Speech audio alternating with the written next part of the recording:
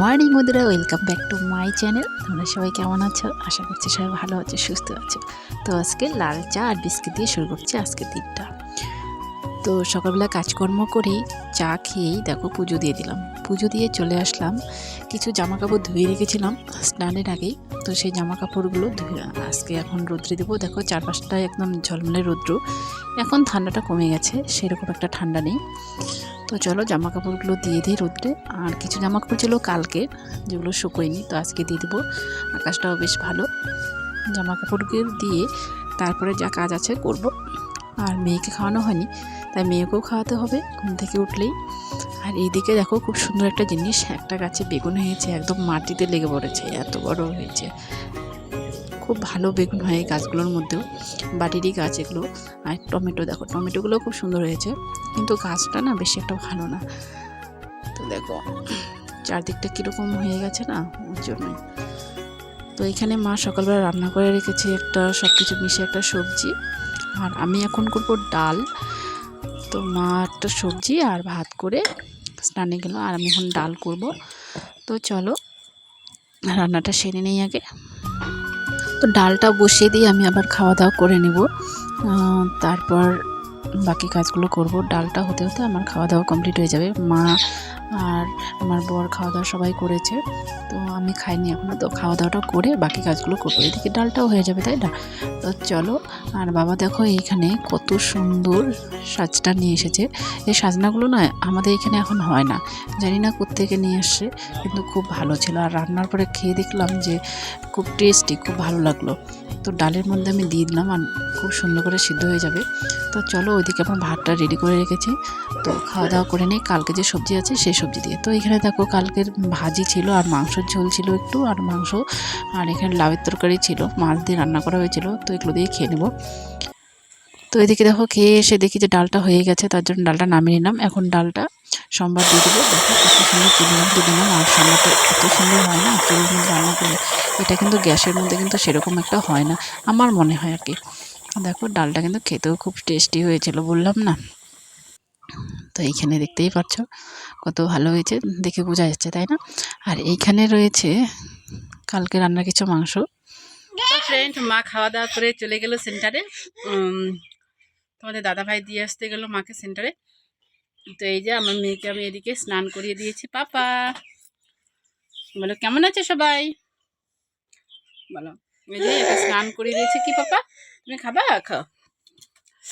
আর আমার কাজ এখনও কমপ্লিট হয়নি, রান্নাঘরে বাসনপত্র আছে সব কিছু, তো ওগুলো বের করে ধুয়ে নেবো। তার আগে ওকে স্নান করে দিলাম, কারণ একটা বাজতে বাজতে ঘুমানোর সময় হয়ে যায়, পরে কান্নাকাটি করে। তো এর জন্য স্নানটা করিয়ে দিলাম। না শোনাম্মা, চলো বাকি কাজগুলো করি। বাই। তো চলো পরে কাজগুলো কমপ্লিট করে নিচ্ছি।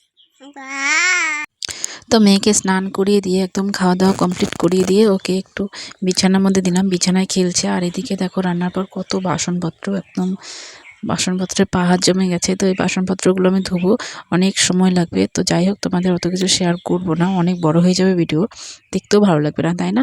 তারপর চলে আসলাম, দেখো বাসন ধুয়ে একদম আমি গুছিয়ে রেখে দিয়েছি। এই যে ছোট বাসনগুলো একটা গামলার মধ্যে, আর বড় বাসনগুলো আর একটা গামলার মধ্যে রেখে দিয়েছি, যাতে জলটা ঝরে যায়। তো এখানে হচ্ছে বড় বাসন, অনেক বাসনপত্র।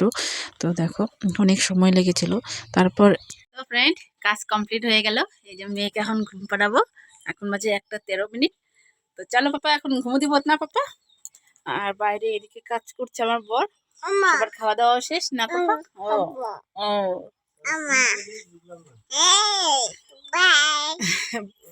বাই বলো কেন বারবার? বললো যে কেমন আছো সবাই? ভালো আছো?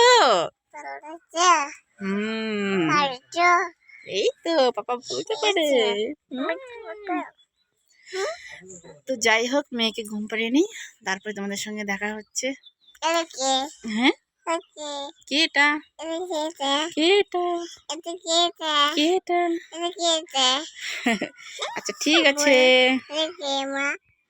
তো ফ্রেন্ড, ঘুম থেকে উঠে পড়েছি, মেয়েকে ঘুম পাড়াতে গিয়ে নিজেও ঘুমিয়ে পড়েছি। আর তোমাদের একটা খুব সুন্দর জিনিস দেখাবো, যেটা দেখাতে চেয়েছিলাম আমি। তো চলো জিনিসটা আগে দেখিয়ে দিই, কীরকম হয়েছে অবশ্যই বলবে।